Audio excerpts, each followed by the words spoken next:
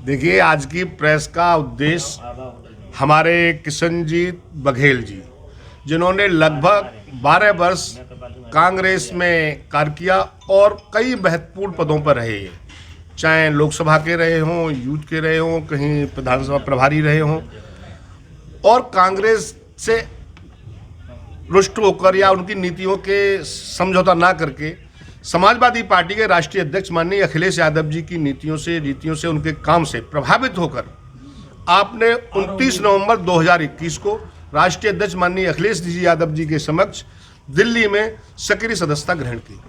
अब ये अलीगढ़ में आए हुए, निश्चित रूप से हमारा आपके आने से समाजवादी परिवार अलीगढ़ पूरा स्वागत करता है, आपका अभिनंदन करता है। आपने अभी ये कहा था कि भाजपा से आप खुश नहीं हैं, उसकी नीतियों से खुश नहीं है। ऐसी क्या नीति है जिससे आप खुश नहीं है भाजपा की? सबसे पहली बात तो ये है कि वो लोकतंत्र को कुचलना चाहते हैं और लोकतंत्र को बचाना बहुत ज़रूरी है।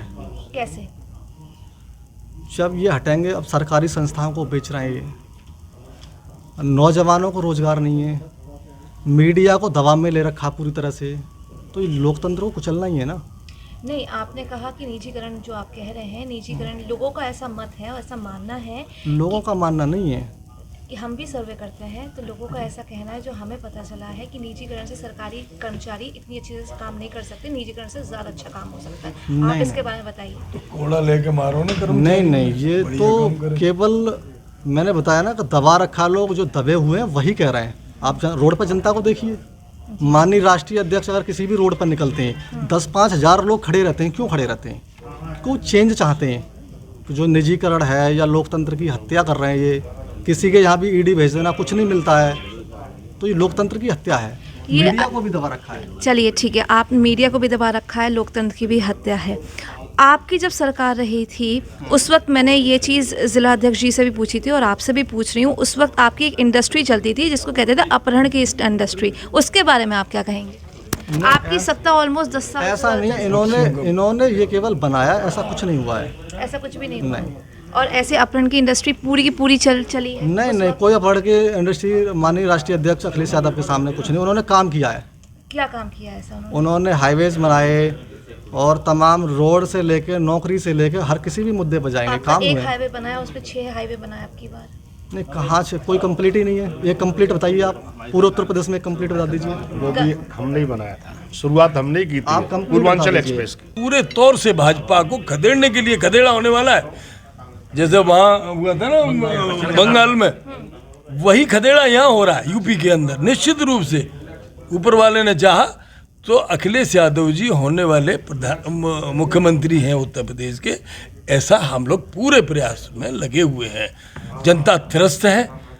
जहाँ तक आप बात कर रहे थे निजीकरण की, हम ये बात मानते हैं कि जो कंपनियों को पहले ये घाटे में दिखा रहे हैं, मैं आपको चैलेंज के साथ कहता हूं, दावे के साथ, बीपीसीएल कंपनी जो प्रॉफिट में थी, लगभग 4000 करोड़ रुपए उसकी प्रॉफिट थी, उसको घाटे में दिखाया कि प्राइवेट सेक्टर में आप देखिए, जिसको हम 40,000 रुपए शिक्षा मित्र को हमारी सरकार देती थी, आज वो कहाँ क्या ले रहे हैं? मात्र 10,000 रुपए। आप ये कह रहे हैं कि जो भी निजीकरण करेंगे उस पर संविदा पर भी संविदा ठेकेदारी पर रखे जाएंगे लोग। देश की स्थिति क्या है आप सब लोग समझ रहे हैं। हमारा आपसे अनुरोध है निषाद जी कि इन चीज़ों को जनता के पास ले जाइए। आज जितना बेरोजगार इस देश में युवा हुआ है, इतना कभी नहीं हुआ। आप लोग, प्रदेश की सरकार ये कहती थी कि हम 10 लाख रोजगार दे रहे हैं। एक इनके जो अपना सीएम है बाबा, वो ये कहते हैं कि हमने 4.5 लाख रोजगार दिए।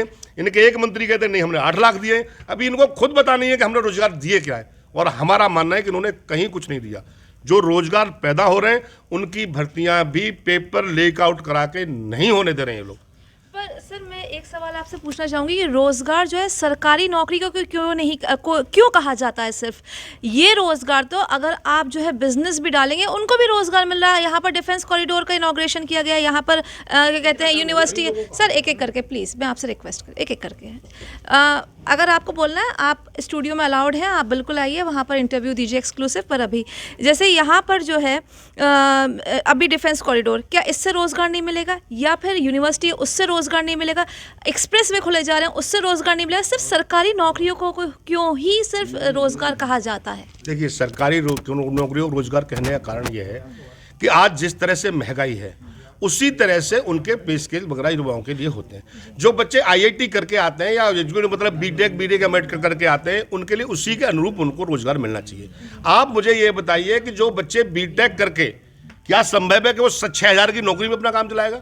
उसके बीटेक करेगा, एमटेक करेगा और जो एमबीबीएस करेगा और अच्छे से जाके उसकी देश की सेवा करेगा। अब हो क्या रहा है, जो अच्छे हुए वो इन परिस्थितियों को देख के फॉरेन में चले जा रहे हैं। यहाँ पर लोगों को, जो युवाओं को सुविधाएं नहीं मिल रही। यस, बहुत बड़ा मुद्दा है निशा जी ये।